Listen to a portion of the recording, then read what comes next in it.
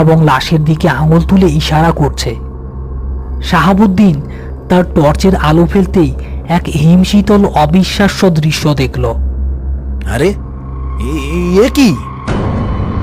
টর্চের আলোতে স্পষ্ট দেখা যাচ্ছে লাশটার শক্ত করে মুঠো করা হাতটা ধীরে ধীরে খুলছে, আর সেই হাতের তালু থেকে কাঠের বাক্সটা গড়িয়ে পড়ছে।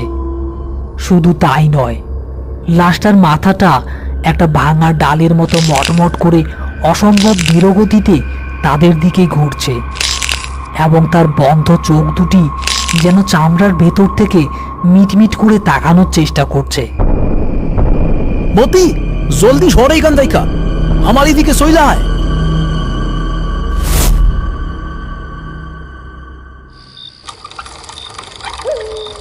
নদীর ঘাটের সেই ভয়াবহ ঘটনার পর থেকে দুজনের মুখেই আর কোনো কথা নেই।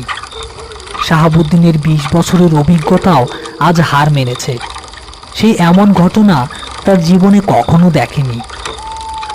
আর মতির মনের ভেতর ভয় আর লোভের এক অদ্ভুত লড়াই চলছে। সে দেখেছে লাশটা এই বাক্সটা ছাড়তে চায় না। তার মানে বাক্সে নিশ্চয়ই খুব দামি কিছু আছে। অভিশাপের ভয়কে ছাড়িয়ে তার মনে লোভটা বড় হয়ে উঠেছে।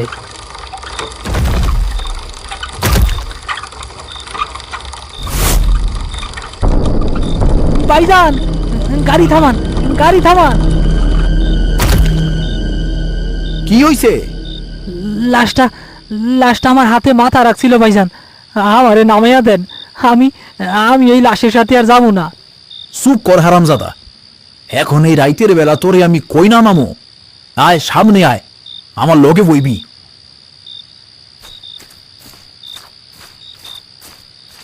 মতি সামনে চলে এলো। শাহাবুদ্দিন পেছনে গিয়ে লাশটা আর বাক্সটা ঠিকঠাক আছে কিনা দেখতে গেল। লাশটা আগের মতোই পড়ে রয়েছে, তবে তার মুখটা এখন কেমন যেন বাঁকা হাসির মতো দেখাচ্ছে। বাক্সটা লাশের পায়ের কাছে পড়ে আছে। শাহাবুদ্দিন লাশটাকে ঠিক করে শুইয়ে দিয়ে আবার ভ্যান চালাতে শুরু করলো। আচ্ছা ভাইজান, আপনি তো অনেক লাশ দাফন করছেন।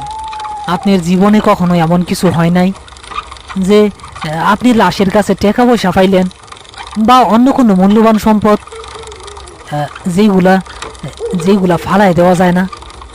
মতি, তোরে একটা কথা কই, ওই বাক্সটার কথা মাথা থাইকা ঝাইরা ফেল।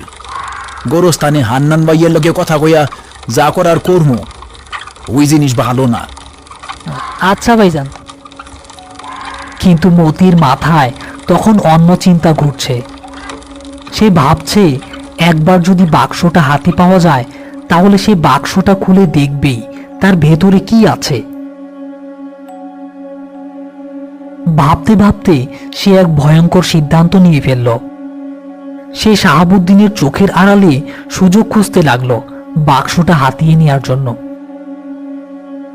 গোরস্থানে পৌঁছানোর ঠিক আগে একটা বাঁকের মুখে শাহাবুদ্দিনকে খুব সাবধানে গাড়ি চালাতে হচ্ছিল।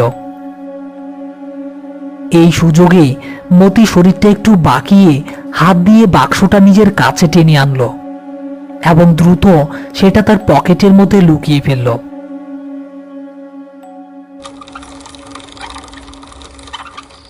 কি ব্যাপার শাহাবুদ্দিন, আজ এত দেরি হইল যে?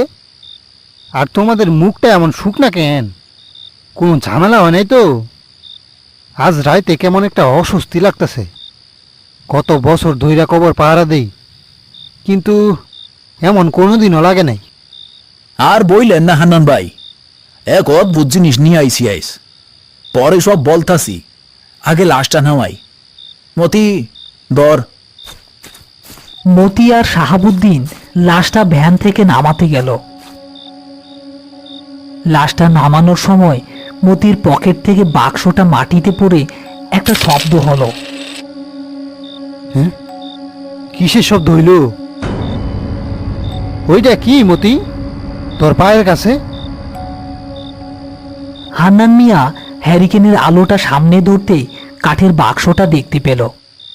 বাক্সটা দেখার সাথে সাথে তার মুখটা ভয়ে সাদা হয়ে গেল।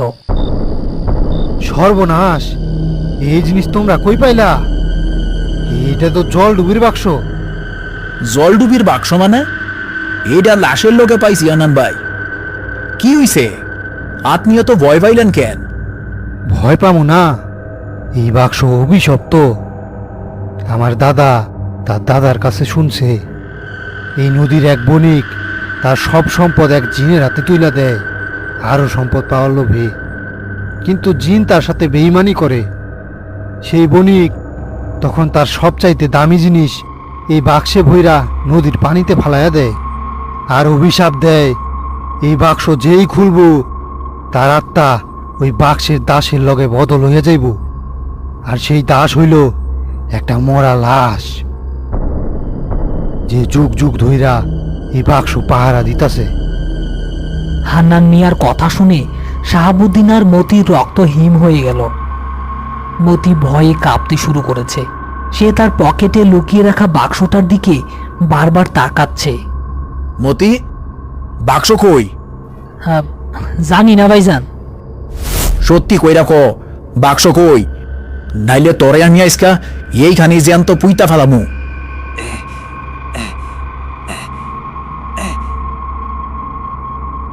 আরে করছস কি? এই অভিশপ্ত জিনিস তুই নিজের কাছে রাখছস? এখন এটা লাশের কাছে ফিরাইয়া দে।